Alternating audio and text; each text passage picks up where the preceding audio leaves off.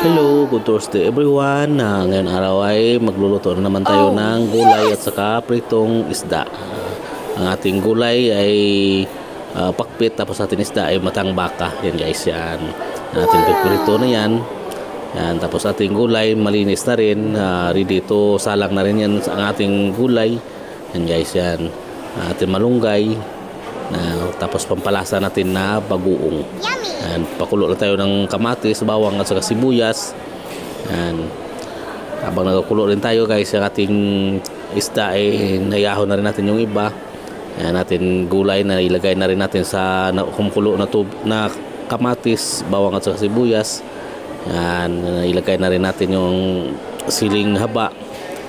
Yan, kumukulo-kulo na rin sa guys. Tapos malunggay, ang dagdag natin malunggay, pang dagdag lasa, dagdag sustansya ng ating gulay. Yan.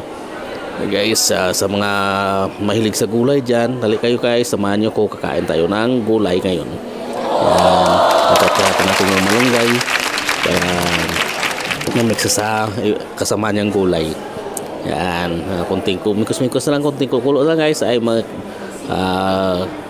babalot na tayo ng ating gulay. Yan. Yan guys, yari na yung ating gulay. Pagit naman ko sobrang lata. Yan, yun. Ating pritong isda, nakahanda na rin. Purbalot na rin guys. Yan, partner sila guys. Okay guys, thank you and good luck.